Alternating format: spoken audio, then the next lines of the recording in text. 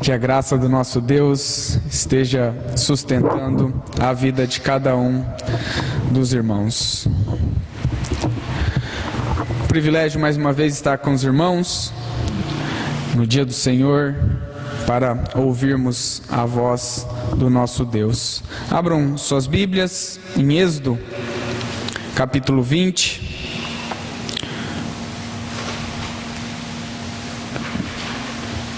Continuaremos a nossa caminhada pelos 10 mandamentos. Hoje veremos o segundo mandamento, a partir do versículo 4 até o versículo de número 6. Êxodo 20, a partir do versículo 4 até o versículo de número 6.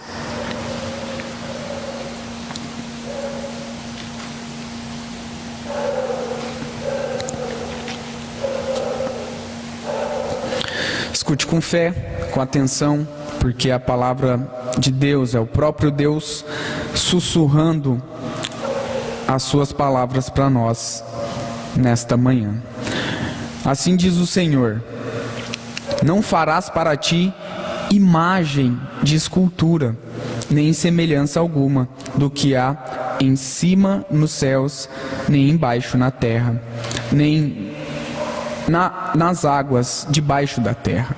Não as adorarás, nem lhes darás culto, porque eu sou o Senhor teu Deus, Deus zeloso, que visito a iniquidade dos pais nos filhos até a terceira e quarta geração daqueles que me aborrecem, e faço misericórdia até 1000 gerações daqueles que me amam e guardam os meus mandamentos. Até aqui a palavra do nosso Deus. Vamos orar mais uma vez. Você já viu uma caricatura? É aqueles desenhos de pessoas ou fatos que acontecem, que tem um pouco de exagero, às vezes, ou algumas deformações. Eles geralmente apresentam um jogador famoso, uma pessoa famosa, ou alguma coisa que está acontecendo no mundo para comunicar uma mensagem. Pense aí na caricatura do Ronaldinho Gaúcho. O que não pode faltar? Os cabelos longos e enrolados e também os seus grandes dentes. Pense aí na caricatura do Kiko, com as suas bochechas grandes, ou na caricatura do Silvio Santos, com a sua boca e o seu queixo também, que são enormes. Então, as caricaturas, elas trazem essas mensagens, elas trazem essas imagens de forma exagerada e deformada. Só que a caricatura, ela tem um problema. Por quê? Porque ela não apresenta quem a pessoa é como um todo. Ela traz partes que dão destaque, porque eles querem trazer aquilo como destaque, mas ela não traz assim a pessoa como um todo. Ela não traz a verdade toda da pessoa. E às vezes a imaginação daqueles que fazem caricatura vão além daquilo que a pessoa é. E eles passam a desenhar, eles passam a comunicar uma mensagem que não condiz com aquilo que a pessoa é. E veja, isso é um problema, porque nós, como seres criados por Deus, nós também temos um pouco de caricaturistas. Nós recebemos mensagens da criação, interpretamos essas mensagens e depois nós reproduzimos ou comunicamos essa mensagem. Só que o problema diante de tudo isso é quando essa mensagem diz respeito ao ser de Deus. Quando Deus se revela a nós, nós não podemos ser caricaturistas. Nós precisamos ver quem de fato Deus é de forma verdadeira. Não podemos acrescentar nada e nem tirar nada. Não podemos exagerar no amor e deixar a justiça. Nós precisamos falar sobre Deus da forma como Ele é. O povo de Israel também tinha um pouco de caricaturista nele. Também expressava e interpretava através das atitudes dele o que Deus revelava a esse povo. Por isso, Deus deu uma ordem, e essa ordem ela foi muito clara, para que eles não falassem nada que fosse distorcido de Deus. Deus deu uma ordem para que eles não associassem o Senhor com os deuses do Egito. Deus deu uma ordem para que de fato a realidade que Ele queria comunicar ao povo dele deveria ser expresso nas suas palavras, ou seja, deveria ser fundamentado naquilo que Deus dizia e não na imaginação que o povo tinha dos deuses do Egito. A pergunta que não quer calar é a seguinte: como nós temos visto Deus? Quem é Deus para você? Como você tem adorado e vivido diante de Deus? Você tem sido um caricaturista? Ou tem abraçado as verdades que Deus revelou sobre ele na Escritura? Em resumo, hoje veremos que só Deus revela a verdade sobre ele, e também como se deve adorar a esse Deus. E o que passar disso é pecado de caricatura. Então, só Deus revela a verdade sobre ele e também a verdade de como nós devemos adorar a ele. O que passar disso é pecado de caricatura. Estamos distorcendo a verdade do Senhor. Bom, a nossa história continua diante do Sinai, o monte que Deus se revelou, o monte que Deus usou Moisés para falar com o povo, para dar direções em como o povo deveria seguir após Deus ter tirado o povo da escravidão. Veja, a lei de Deus não foi dada para a salvação do povo de Israel, mas ela foi dada para o quê? Para um direcionamento de como o povo deveria caminhar, de como o povo deveria viver a partir da salvação do Senhor da terra do Egito. Vimos no primeiro mandamento, no mês passado, que a primeira ordem foi: não se deve ter outros deuses além de Yahvé. E Yahvé é o único Deus que deve ser adorado pelo povo de Israel. Mas veja, Deus, ele queria especificar algumas coisas. Só esse mandamento não bastava. Ele queria limitar a imaginação do povo para que eles não inventassem coisas a respeito de Deus. Ele queria limitar a imaginação do povo para que não houvesse associação com os deuses do Egito. Porque apesar deles terem saído do Egito, ainda havia resquícios de Egito no coração do povo. E o segundo mandamento, ou a segunda palavra que Deus dá a esse povo é: não farás para ti imagem de escultura, nem semelhança alguma no céu, na terra e nem nas águas debaixo da terra, como diz a palavra do Senhor. E a ideia que nós temos diante dessas palavras é o seguinte: que não poderia haver nenhum ídolo para o povo. Em nenhum momento da história do povo de Israel eles deveriam fazer qualquer tipo de ídolo. Deus estava dizendo o seguinte: não transformem e também não façam qualquer imagem ou representação artística de mim. Não transformem e nem façam qualquer coisa que venha associar a minha pessoa àquilo, porque aquilo não vai conseguir expressar completamente quem eu sou. E vejam, as expressões imagem de escultura e semelhança alguma mostram duas coisas para nós. A primeira é que o povo não devia ter um objeto de mediação para Deus descer naquele objeto e se revelar e se comunicar com o povo através daquele objeto. No Egito havia uma divindade que fazia isso.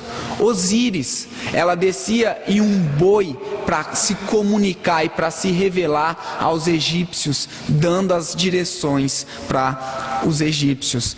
Já na questão do povo de Israel, Deus fala: não façam. Não existe objeto que eu vá me revelar. Não façam. Não façam nenhum objeto de mediação entre mim e vocês. Já a segunda coisa que essas palavras nos indicam é que o povo não deveria imaginar Deus a partir da realidade criada. Ele não deveria fazer com que Deus pudesse ser associado a alguma coisa da criação, porque isso de fato limitaria quem era Deus. Isso é visto na fala de Deus, dizendo que não podia ser definido por aquilo que seria visto no céu, na terra e no mar. Deus não pode ser definido pela realidade criada, porque Ele é muito maior do que ela. Deus não pode ser definido como os deuses do Egito, porque Deus é muito mais enorme do que todos os deuses do Egito. A caricatura que o Egito fazia dos deuses não poderia ser uma visão para o povo de Israel, para eles interpretarem quem era Deus. O boi não podia definir quem era Deus. O falcão não podia definir quem era Deus. Nenhum deus do Egito poderia definir quem era Deus. O povo precisava abandonar essas caricaturas, essas distorções de Deus que haviam no Egito. E o que eles deveriam se firmar? Era na palavra de Deus, na palavra de Yahvé, porque somente Ele define quem Ele é. Mas na história do povo de Israel nós vemos que não foi isso que aconteceu. Já em Êxodo 32 nós vemos que o povo fez o quê? Um bezerro de ouro para adorar. Mesmo diante desse mandamento que Yahvé tinha dado a esse povo, o povo de dura serviço, o povo de um coração idólatra, com uma mentalidade egípcia, fez uma distorção daquilo que não era para ter feito. Fez aquilo que Deus tinha dado a ordem para não fazer. Eles distorceram a imagem perfeita de Deus, criando o quê? Um ídolo de ouro para a adoração deles. Mas antes que você pegue pedras para apedrejar o povo de Israel, eu gostaria que você pensasse: quem é Deus para você? Será que você tem transformado Deus em algum objeto? Um objeto que você pode levar os seus pedidos, um objeto que você pede para Ele te proteger. Talvez você diga: William, lógico que não, eu sou crente, eu não tenho nenhum objeto de adoração e também nenhum objeto que faça mediação entre mim e Deus. Glória a Deus por isso, se você tem isso no seu coração. Mas o Deus que você se relaciona é definido pelo quê? Por aquilo que você vê, sente e experimenta? E veja, não são essas coisas que definem quem é Deus, apesar de Deus se revelar através delas. Mas por conta do pecado, a nossa interpretação diante dos nossos sentimentos não pode fazer com que nós definamos Deus por aquilo que nós sentimos, quando nós temos algum sentimento gostoso diante de Deus. Não são os nossos sentimentos que definem quem é Deus. Porque senão, quando estiver tudo bem, então Deus está comigo. Agora, quando estiver mal, Deus me abandonou, Deus me deixou, Deus está longe de mim. E de fato, não é isso que acontece. Não são os momentos nem as situações, não são os sentimentos que definem quem é Deus. É Ele revelando através da palavra dele quem Ele é. Veja, Deus não é definido por aquilo que nós imaginamos ou que nós achamos quem Ele é. Deus não é uma reunião de características que nós queremos que Ele tenha. Nós não podemos definir Deus como nós escolhemos produtos em uma gôndola, em um supermercado. Ah, esse eu pego, esse aqui eu não quero não. Esse eu pego, não, esse atributo aqui eu quero, é o amor. Agora a justiça não, eu vou deixar um pouquinho de lado. A ira de Deus, não, Deus não é irado. A misericórdia sim. Deus não é definido por aquilo que nós pensamos quem Ele é. Não é isso que define quem Deus é. Deus não é definido pelas características que as pessoas têm de bondade, misericórdia, amor. Apesar dessas características serem uma expressão da imagem de Deus nelas, mas somente essas características não apontariam com a totalidade quem é Deus. Somente Deus pode definir quem Ele é.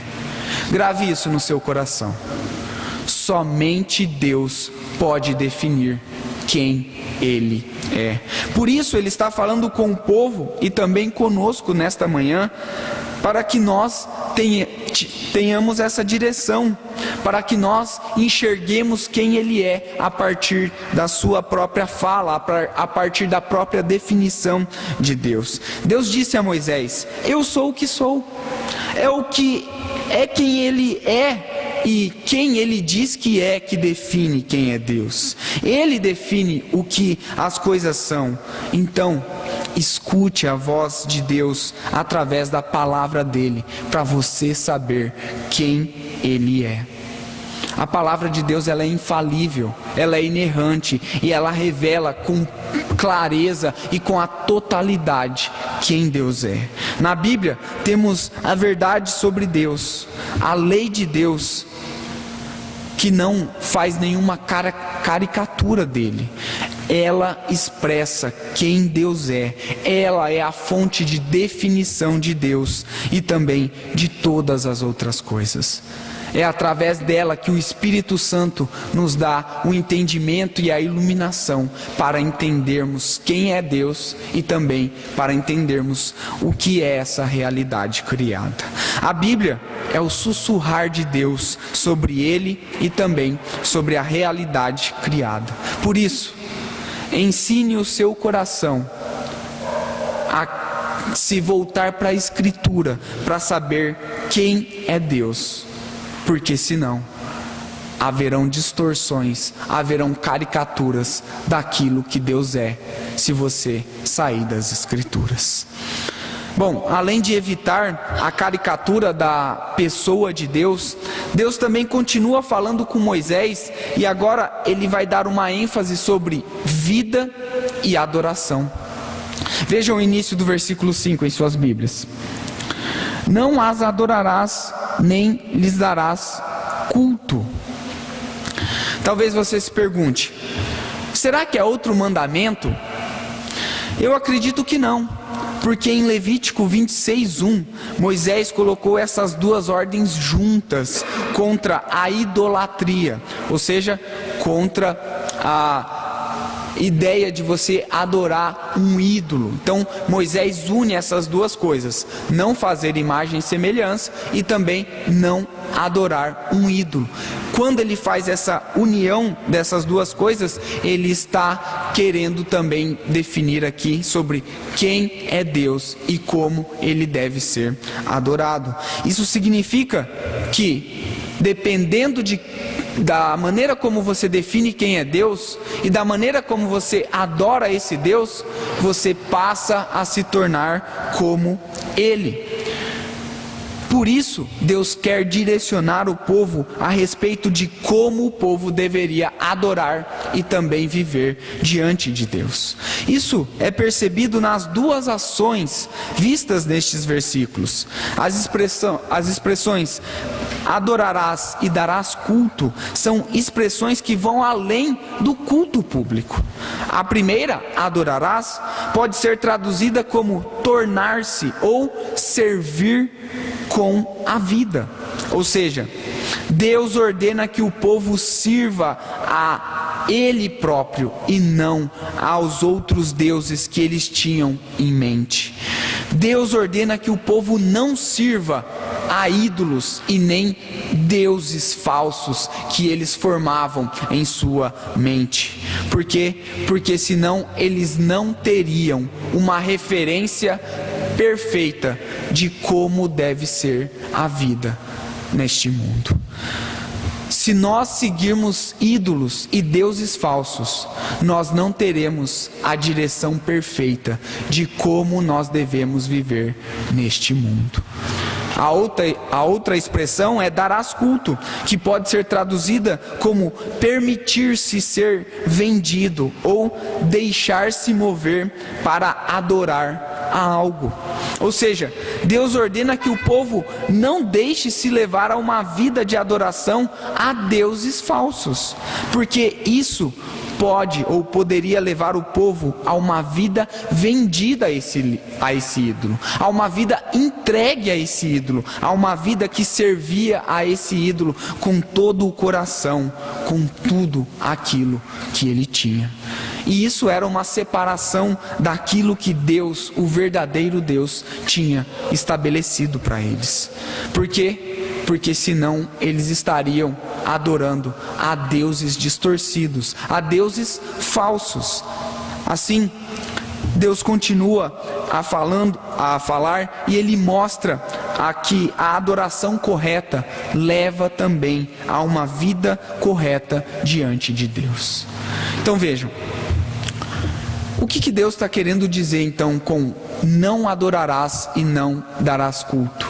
Ele está associando a adoração com a vida prática. Uma adoração a um ídolo leva a uma vida que também vai fazer como esse ídolo faz. Vai seguir as verdades que esse ídolo traz para você. Agora, uma adoração ao Deus verdadeiro vai trazer verdades para você viver uma vida que agrade e uma vida que siga os mandamentos do Senhor. É isso que ele quer dizer.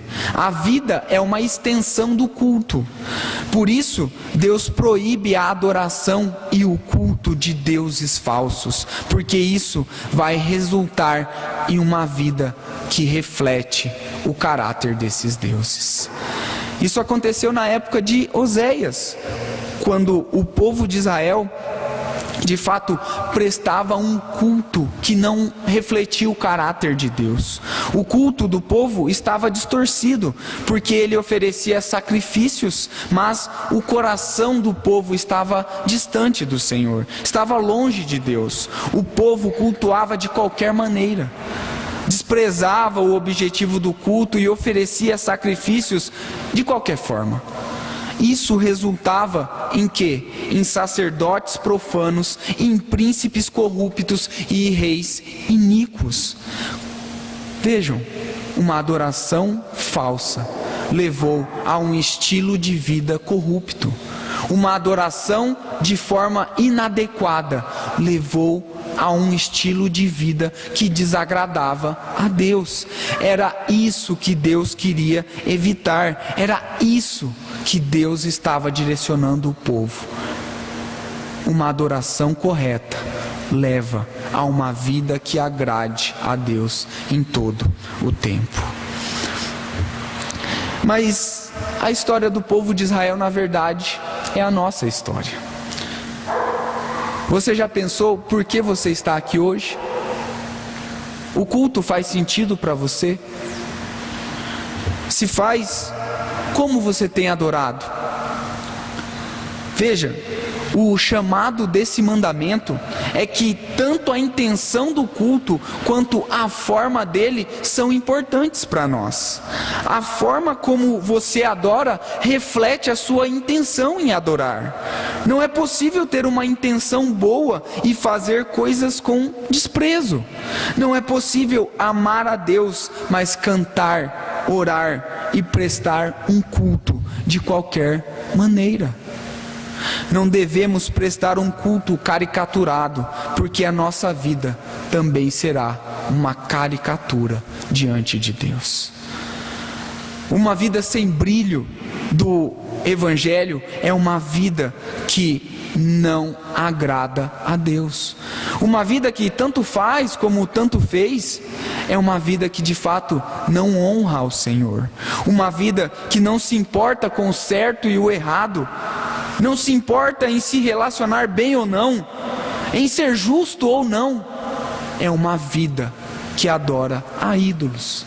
É uma vida que adora a deuses falsos. Uma vida é de fato a extensão do culto. E nós precisamos pensar: você tem se apaixonado por estar aqui aos domingos de manhã e à noite para cultuar a esse Deus? Você tem adorado a esse Deus com paixão, com amor, querendo cantar louvores, anunciar o Evangelho? Ou você tem de fato vindo aqui por obrigação e simplesmente para cumprir um ritual? A nossa vida, ela reflete a forma como nós adoramos o nosso Deus. Por isso, nós precisamos de fato ver que o culto é um momento maravilhoso. Sabe por quê? Porque é o momento de ouvir a voz de Deus. O culto é o momento de orar e cantar com os nossos irmãos, como uma prévia daquilo que nós faremos por toda a eternidade. O culto é um momento revigorante, que é através da palavra do Senhor e também da Santa Ceia, que daqui a pouco nós estaremos tomando, fazendo parte desse sacramento que Cristo estabeleceu. E isso revigora a nossa alma, fortalece as nossas esperanças e nos lembra daquilo que Cristo fez, para que de fato nós caminhemos firmemente nesse mundo, glorificando a Deus em todos os momentos. O culto é um aperitivo dado por Deus em meio ao campo de batalha, que representa uma prévia do banquete que teremos na eternidade. Grave isso no seu coração. O culto é um aperitivo no campo de batalha, onde nós travamos todos os dias batalhas e lutas. E isso é uma prévia do banquete eterno que teremos no novo céu e na nova terra. Por isso, o culto, ele deve ser uma expressão do seu amor a Deus. O culto deve ser prestado com toda a sua força, com todo o seu coração. Você deve vir aqui alegre, feliz por se reunir com o povo de Deus para cantar, adorar e principalmente para ouvir a voz de Deus. Para isso, você precisa de fato se curvar e se render à fonte de todo o conhecimento, porque somente sabendo quem Deus é e como você deve adorá-lo, é que você vai conseguir adorá-lo de forma verdadeira, que você vai conseguir cultuá-lo conforme Ele quer, que você vai conhecer aquilo que Deus quer que você conheça. O culto não pode ser definido pelos cultos que vemos nas igrejas de nossa época, mas sim somente pela palavra de Deus. O conhecimento do culto vem através daquilo que Deus definiu como culto. Como diz, ou como diria o saudoso reverendo Onésimo, é o encontro do Senhor, promovido por este com seus servos na assembleia litúrgica, a comunhão dos salvos convocados por Cristo e reunidos pelo Espírito Santo para a edificação, a comunhão e a respeitosa adoração ao Redentor. Culto de fato é a reunião de todos os santos para a edificação, para a comunhão e para a adoração do Redentor. Paulo entende que o motivo último do culto é a edificação do corpo de Cristo, habilitando cada membro para o exercício da fé e o testemunho diário do cristão. É para isso que você está aqui hoje. Talvez você se pergunte: qual é a razão de Deus ser tão enfático nesse mandamento ao ponto de dividi-lo em duas ordens. Nada de caricatura do seu ser e nada de caricatura do culto. Por que ele faz isso? A resposta está na continuação do versículo 5. Vejam aí suas Bíblias. Porque eu sou o Senhor, teu Deus, Deus zeloso, que visito a iniquidade dos pais nos filhos, até a terceira e quarta geração daqueles que me aborrecem, e faço misericórdia até 1000 gerações daqueles que me amam e guardam os meus mandamentos. Esta é a explicação sobre o porquê Deus é tão duro neste mandamento. Ele zela pela sua glória, pela sua santidade. Deus, de forma enérgica e intensa, busca tirar do seu povo o pensamento equivocado que diminui a sua majestade e a sua glória.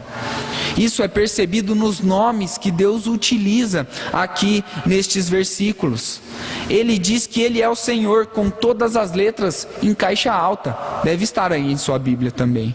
Isso significa que o nome de Deus aqui é Yahvé, o Deus do pacto, o Deus da aliança, o Deus que zela e tem ciúmes pelo seu nome. O outro nome que ele colocou aí é Elohim, que é traduzido como Deus. E esse nome diz respeito ao seu poder criador, à sua majestade poderosa. E Deus faz com que esses dois nomes representem o seu zelo e a sua maravilhosa graça e o seu poder sobre todas as coisas. Era como se Deus dissesse: a razão deste mandamento é que eu mesmo, o Senhor, o Deus do pacto, o Deus todo-poderoso, o Deus criador e sustentador de tudo, estou zelando pela minha glória, mandando vocês terem diante de mim um culto e um conhecimento conforme eu estabeleço. Deus zela pela sua imagem, Deus zela pela sua glória, Deus zela por quem Ele é. Por isso Ele estabelece quem Ele é e como nós devemos adorá-lo. Esse é o motivo de nós seguirmos em todos os momentos e também de nós observarmos como nós temos definido quem é Deus e como nós temos adorado esse Deus. Temos definido quem é Deus por aquilo que Ele diz na palavra dEle ou por aquilo que nós desejamos que Ele seja? Temos adorado a Deus por aquilo que vemos diante de outras igrejas ou por aquilo que nós achamos que devemos fazer ou por aquilo que Deus estabelece na sua palavra? Deus, de fato, é um Deus zeloso. E vejam,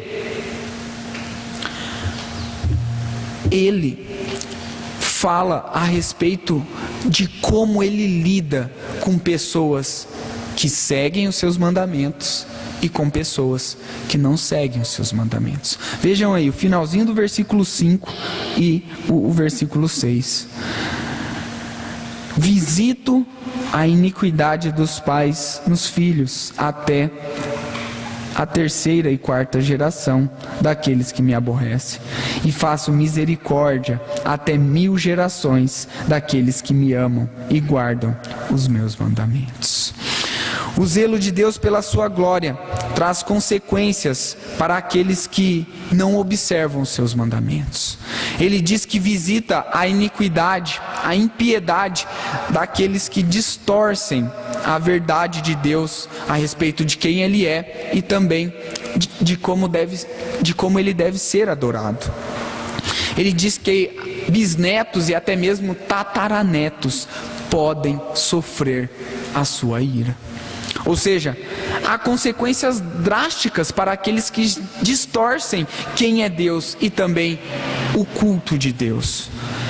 Essas consequências acompanham a família até a terceira e quarta geração. Tá bom, talvez você se pergunte, mas Deus pune o filho por causa do pai? Não é isso que aqui o versículo está querendo dizer, mas sim que o pai, quando ensina falsidades ou distorções de quem é Deus e do culto de Deus, o filho vai fazer o quê? Reproduzir aquilo. E em consequência disso, ele também vai ser punido. É isso que Deus mostra em toda a história do povo de Israel. Quando o rei seguia as ordens de Deus, o povo era abençoado. Quando o rei não seguia as ordens de Deus, o povo de fato era amaldiçoado, ou melhor, penalizado por aquilo. Isso aconteceu com o reinado de Amon, que foi mal diante dos olhos do Senhor. E isso trouxe quais consequências? Trouxe a consequência do exílio. Por outro lado, Josias, o filho de Amon, ele fez o que era reto diante do Senhor. E Deus fez o que? Abençoou e prosperou o povo na época do rei Josias. E é exatamente isso que Deus está falando aqui. Se você define quem é Deus a partir da Escritura e adora a Deus conforme a Bíblia diz, seus filhos e aqueles que estão à sua volta vão ser ensinados a partir da Escritura sobre quem é Deus e também como se deve adorar a esse Deus. E assim eles também serão abençoados até 1000 gerações diante do Senhor. Deus, de fato, Ele nos ensina quem Ele é, e isso deve ser passado para os nossos filhos, porque é importante que eles saibam quem é Deus. A forma como nós devemos nos portar no culto, isso também aponta para um ensino para os nossos filhos. Isso faz com que eles entendam que é um momento solene, eles entendam que é um momento de adoração, eles entendam que de fato é um momento onde nós estamos diante de Deus. E veja, não é somente no culto, a forma como você lida com os problemas, a forma como você lida nos seus relacionamentos, a forma como você vive, comunica ao seu filho como você transmite a mensagem do Senhor para ele. Ele começa a ver quem é Deus diante da sua vida. E se você está fundamentado nas Escrituras, ele terá uma visão correta de quem é Deus. Se você não está fundamentado nas Escrituras, pode ser que ele tenha uma visão equivocada de quem é Deus. Com certeza, nós somos chamados a explicar o mundo aos nossos filhos a partir de quem Deus é e de como Ele fez todas as coisas. Porque fazendo isso, a consequência será que Deus vai abençoar, vai agraciar e vai estender a sua misericórdia até 1000 gerações. O contraste das consequências é claro aqui. Apesar da nossa tradução ter iniciado o versículo 6 com a conjunção e, é possível, ou é melhor traduzido, como a conjunção mas. Então, o versículo ficaria assim: visito a iniquidade dos pais nos filhos até a 3ª e 4ª geração daqueles que me aborrecem, mas faço misericórdia até 1000 gerações daqueles que me amam e guardam os meus mandamentos. Deus está contrastando entre a consequência daqueles que seguem a Deus e a consequência daqueles que não seguem o Senhor, daqueles que têm uma visão de Deus segundo a Bíblia e daqueles que têm uma visão distorcida de Deus. Talvez você diga, mas às vezes é difícil definir quem é Deus lendo a Escritura, porque às vezes tem algumas coisas difíceis de entender, algumas coisas ela fala dessa forma, outras ela fala de outra forma. Às vezes eu preciso de exemplos palpáveis, eu preciso de coisas visíveis, eu preciso de coisas que tenham som, porque afinal de contas Deus é infinito e invisível. Então eu não consigo abstrair, eu não consigo levar o meu pensamento para esse Deus tão enorme. Por isso que às vezes eu fico pegando coisas que eu consigo ver para tentar uma associação com Deus. Eu entendo a sua dificuldade, eu entendo, porque eu também sou como você. Não, às vezes é difícil tentar imaginar, mas até mesmo nesses exemplos nós precisamos ter cuidado para definir quem é Deus. Por quê? Porque eles às vezes podem ser distorcidos. Deus nos dá um exemplo perfeito de como é o amor dele de forma palpável. Deus nos dá um exemplo perfeito de como é a misericórdia dele de forma palpável. Deus nos dá um exemplo perfeito de como é o poder dele de forma visível na criação. Deus de fato se revela plenamente na pessoa de Cristo Jesus. Quer ter uma noção de como Deus ama você? Olhe para a cruz. Quer ter uma noção de quão grande é a misericórdia de Deus sobre a sua vida? Olhe para a cruz de Cristo. Quer ter uma noção de como Deus cuida de você em todos os momentos da sua vida? Olhe para a cruz de Cristo. Esse é o exemplo mais claro, a pessoa de Cristo e a sua obra. Quer saber quem é Deus? Olhe para Cristo Jesus e tudo aquilo que Ele fez por você. Cristo é a expressão exata do ser de Deus. Cristo, de fato, é o nosso maravilhoso Deus que se encarnou para vir até este mundo, viver a vida que nós não podemos viver, pagar pelo resgate que nós nunca conseguiríamos pagar. O amor, a misericórdia, a bondade, o caráter perfeito, pleno, harmonioso, justiça, ira, todas essas coisas são vistas na pessoa de Cristo Jesus. Ao mesmo tempo, a cruz apresenta um amor maravilhoso, mas também uma ira divina e infinita sendo derramada na pessoa do nosso Senhor e Salvador. Ao mesmo tempo, a cruz apresenta misericórdia, graça, mas também juízo eterno na pessoa do nosso Senhor e Salvador.